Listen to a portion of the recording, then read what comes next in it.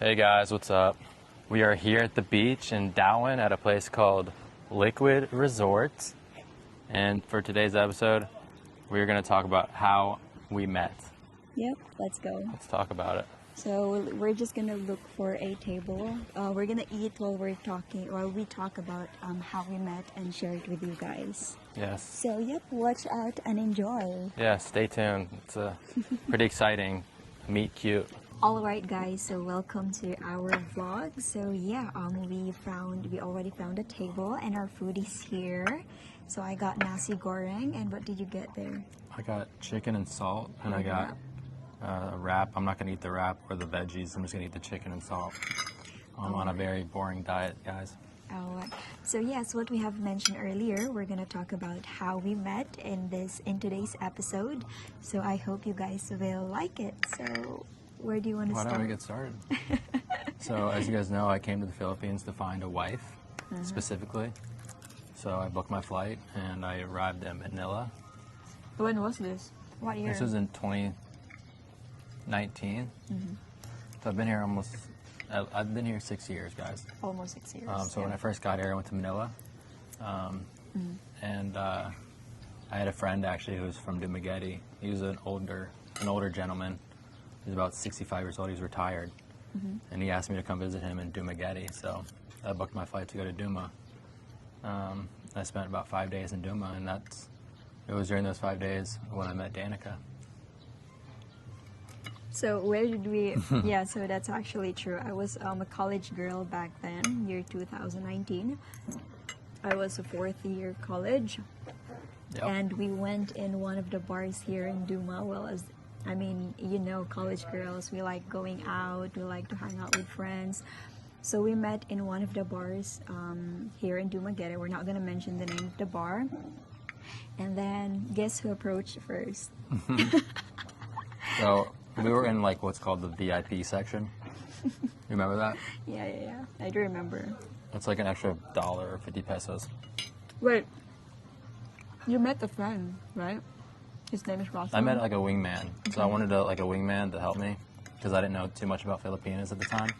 And he introduced me to multiple different girls, but I had my eye on one girl, and that was her. And at the time, she was being surrounded by a bunch of guys that were trying to court her. Okay. So I had to like find a way to get past those guys and make my way in. And why don't you take it from there? No, I think back then I just have so many friends, like my classmates and all of that. We would like to hang out. And then he came to me and then he approached me saying, "Hey, I think I added you on Facebook." That was my pickup line. That was his pickup line. I wish I could tell you it was like something smooth, like something James Bond would say, but that's just not the case. I basically said like, "Hey, I added you on Facebook. I saw your Facebook profile. I thought you were cute." That's that kind of thing. Yeah, and I think at first I thought he was lying because I was like, okay, let me pull up my phone and then check my friend request, and I didn't see his name there. And then I asked him, "Are you sure? I think you're lying." Then he was like, "Yeah, I'm sure your profile photo is this. You're wearing this and that." And then I was like, "Oh, he's right." So I figured I might have deleted his friend request because back then, when someone sent me a friend request, if we don't have like mutuals, I would like delete the friend request. So what did you think of my like style when you first saw me? Because I know you've commented on that. I think it was weird. I had a weird style back then. I think I was wearing like linen pants and a long sleeve in the Philippines, which is not really common here. It's so hot. I guess I probably could have worn like shorts and a t-shirt. I would have fit in more if I did that. Yeah, and you know what's funny, guys? Because it's so funny because he came to me and then, I never really dated a white guy in my entire life, and I was like so young back then. So when he came to me, I was like kind of like overwhelmed, so I didn't really talk to him that much. There's actually like some time that there was this time where he showed his money and then he was like trying to count it in front of me saying, "Do you want me to buy you a drink?"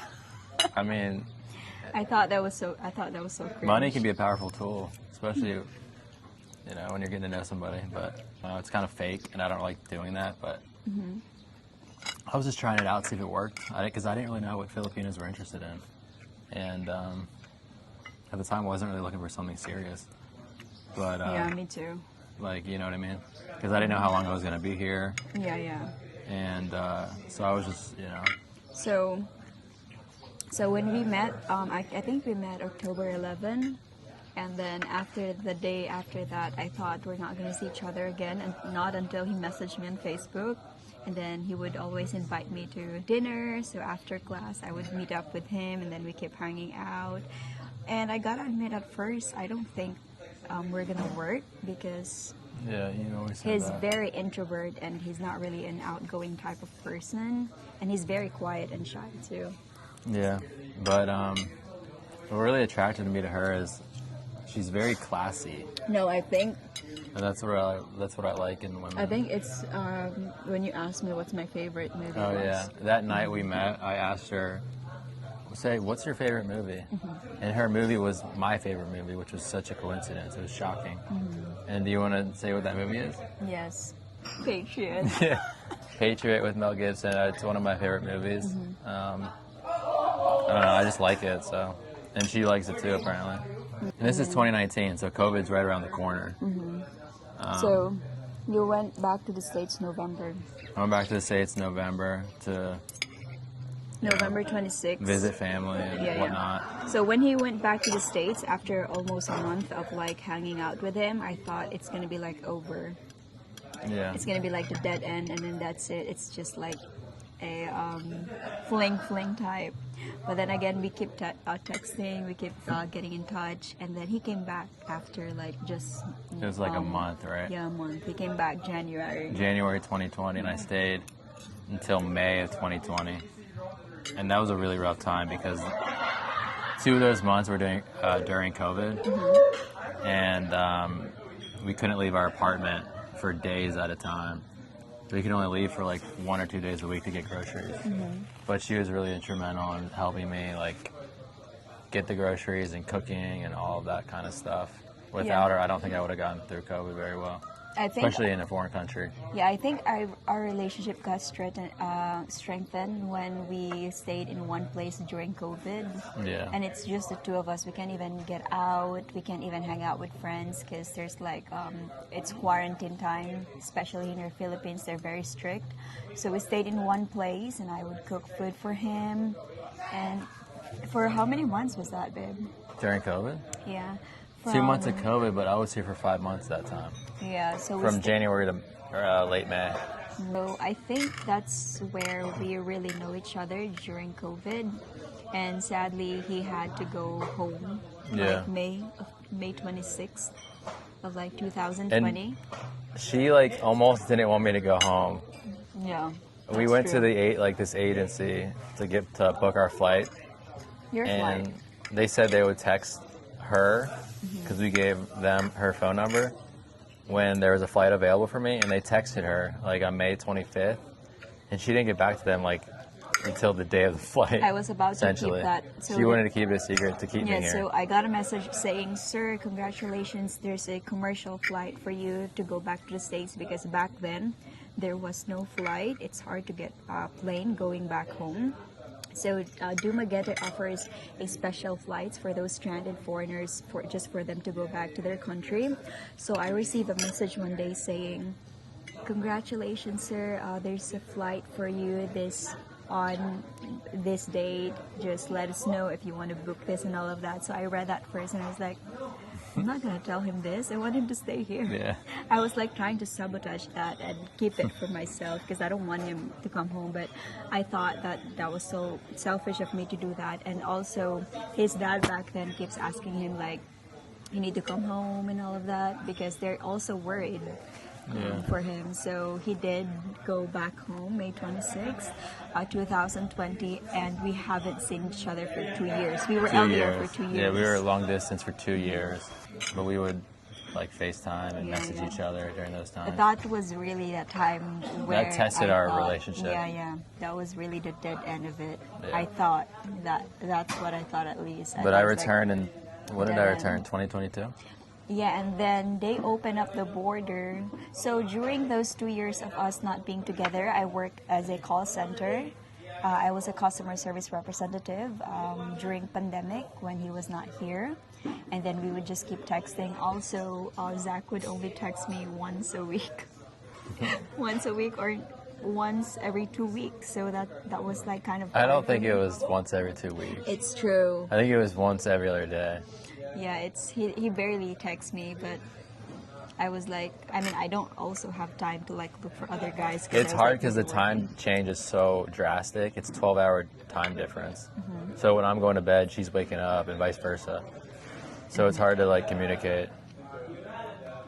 But we made it through it, and then I came back in 2022. So they announced that the Philippines will accept tourists February of 2022, and he booked his flight right away. Yeah, almost immediately. He booked his flight right away, and then we see each other. I picked him up in Cebu. Cebu Airport. And then here's the funny thing. Guess who said I love you first? Me. Yeah, she said I love you. I think Filipinos naturally just say I love you very quickly. As opposed to Americans, we kind of like to hold off on that until we know for sure. But she was very quick to it. But it wasn't the first time I said I love you to him in 2022, because the first time I said I love him it was during pandemic when we were living in the same house. And I told him I think I love you, and then I asked him if he loves me too, and then he was like, I was like, thanks. no. He's like, no, but I really like you. Like, I really like you, but I don't love you yet. That's what he said. Yeah, you gotta say it when you know it. You know, I don't want to like kind of lead hurt. anybody on. I was like kind of hurt by that, so I was like, oh, okay. So 2022, he came back after 2 years, and then I told him I love him. And then I think someone who's still not ready, and then eventually he said he loves me too. Were you forced just because? No, I didn't know if I was going to stay in the States or come here. Yeah. So I didn't want to lead her on. That was the thing. He explained that to me. So imagine, guys, I told him I love him year 2020, and it took him 2 years to finally say he loves me back. Yeah. That was so funny. Because I didn't want to say it for the first time over the phone. So you want it to be special then? I wanted it to be a special thing. Like take her out to dinner and maybe write it in the cake or something. Maybe put a candle in there. Make it fancy. We actually started as like friends. Me and you? Yeah, we started as friends, like That's hanging out. that wasn't my impression. Really? Not really. I mean, we would go out and hang out all the time. So you consider that one as what? You consider that as couples already? Kind of. I feel like if you're hanging out exclusively, then you're kind of a couple. Well, that's really not how it works here. Yeah. Well, that's not how it works here. But yeah, we've been together for almost 6 years now. 6 years in October. Yeah. And well, our relationship is really not perfect. We have our fights, our arguments, and all of that. I think whenever you live with somebody for so long, you're going to have some fights and some hostility at times, but that's just part of it. And I think what's nice about our relationship is after we argue, we said bad things to each other, we ask for forgiveness afterwards. Yeah. Like, I don't mean that. We usually go to church, so that's when I Yeah. ask for my forgiveness. Yeah. Well, all I can say is Zach is a really nice person. That's one of the reasons why I like about him. And also, he's very sweet, but not very sweet. It's just medium. So, part of this vlog, I want to give some advice to foreigners that are thinking about coming here and looking for a wife, looking for a Filipino. How should a foreigner approach a Filipino? What's the best way? I think instead of like going to dating app, I prefer meeting them In person? Yeah, that's what actually I wanted to touch on this. One thing I wanted to do when I met my wife is I wanted to meet her in person, like the old-fashioned way. I don't really want to do like a dating app or something online. I wanted to like have a story to tell my kids, like how I met my future wife. So I wanted How I Met to Your Mother. How I Met Your Mother. I think there's also a lot of advantages if you meet your partner in person because you really get to know them. like personally. Yeah, what do you think of online where you can meet Filipinos online? Do you think Well- those work most of the time? Well, there's actually a lot. Like, I have so many friends or family or relatives who's like married to foreign people, who's like living like outside the country now. Like, I mean, there's also like a lot of people who finds the right person online. If you are really into like dating Filipinas, I would prefer for you to meet them like Yeah, in I would person. first book a flight here just to check out the scenery and check out, you know, certain islands that you prefer. Because I'm not trying to generalize, but there's a lot of issue where a foreigner met a girl online and then they keep sending them money and then ended up getting scammed and all of that. Just be vigilant about that kind of thing. So if you're unlucky and you find that type of person who's like money hungry, then too bad for you. So I think it's important to also know the person first before diving into like relationship. Just use your best judgment when you meet them and get to know them and see if they're well intentioned or not. Yeah. It's pretty easy to pick up on within the first couple dates, I would say, over here. So guys, to make this story short, we met back in 2019 in one of the bars here in Dumaguete City. We met in person, and since then we are like Inseparable. Yeah. Like we're always together since then. There are times where we get sick of each other. That's why he would always ask me to like go hang out with your friends and all that, and then just come back. It's a very real relationship. You know, we're gonna try to be honest with you as much as we can, just to give you some insight into what relationships are like over here. It's not perfect, but we make it work. Yeah. And we're very happy in the relationship. I think as long as the both of you wants the relationship to work, it will work. But if you still have the desire to go out there and explore, then it's not gonna work. Right. I think it takes two people to make the relationship work. So, yeah. That's good advice. So that's how we met. It's kind of boring. Well, I mean, it's better than like meeting online. Yeah, I Like agree. I was actually over here and I approached you. Like I had the courage to come up to you when everyone else was trying to make a move on you. Well, looking back, I never would have imagined that we would last this long. I mean, almost 6 years. 6 years in October. That's like a long time. 6 years is a long time. I've seen this face a lot. I've seen this face a lot too. But yeah, so I guess our advice is just be vigilant and get to know the person before you do anything stupid that you're going to regret. Exactly. Don't just send them money recklessly. Not just about money. Not just about money, but just don't be stupid. Yeah, your emotion. Try to invest it to the right person, because it's not easy to get your heart broken. So just try to choose the right person for you. Don't just dive in and then that's it, and ended up getting your heart broken. Yeah, I concur. Also, guys, we are not like experts here. This is just based on our experience, and as what we have also mentioned, our relationship is not perfect. Trust me, we may look perfect, but we are not. We fight 40%. The Filipinos have a temper, let me tell you. 40% of this relationship is always like arguments, because I think it's also because of like our differences. Like we grew up. There's a lot of cultural differences. There's some things that he would say that is painful for me, but for him it's not, because that's how they grew up in the States. So I try to tell, what do you call it? I think guys for the most part don't really want to. They don't want fights to linger. They just want to end them really quick. But for Filipinos, it can take days to end a fight, and it's just exhausting sometimes. I just want it to be all right, we messed up. It's my fault. I'm sorry. Let's just end it. Not the relationship, but the argument. But sometimes they just linger on, and it's it's almost impossible to. No, the only problem between our fights is no one wants to hold accountable. Both of us wants to be right. That's the truth. He wants to be right. I am right. He's right. For him, he's right. For me, I'm right. So it's always Yeah. So it's always like an argument and fight between us two because no Like one wants butt to heads, right? admit.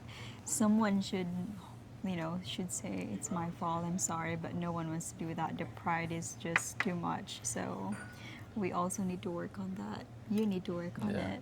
It's a work in progress. Like we said, we're not perfect. We're not a perfect couple, but we give it our best. That's all I can say. Yeah, so I mean, if I will be given a chance to, you know, Go back to that night. I would still choose you. But yeah, that's the I would story. still choose you too, for what it's Yeah. worth. So that's how we met, and I hope you guys could give us some advice too. Yeah, give us some advice because we have a lot of older viewers. Yeah. So tell me, like, what's the secret to sustaining a long, love-filled relationship? Give us some advice because I looked at our viewer demographics and Yeah, we a like lot to of hear them are your over thoughts. 40, 50 years old. So you guys know better than us, so give us some Exactly. tips, give us some advice. We'd love to hear from you. Exactly. Well, I think that's all about it. I think Zach will show you guys the view where we at right now. So if you guys might plan to visit Dumaguete, you can come here. Show them the place, babe. You can walk around. All right, guys, this is the view. The bar is over here. They got a pool. By the way, this resort is called Liquid Resort, and it's in Dumaguete. Here's the pool. So if you're interested in coming over here, it's a really nice spot. Hi, guys. Say bye. Bye. Thank you so much for watching. We really appreciate each one of you. We hope to see you guys in our next vlog. Enjoy the rest of your days. Bye-bye for now.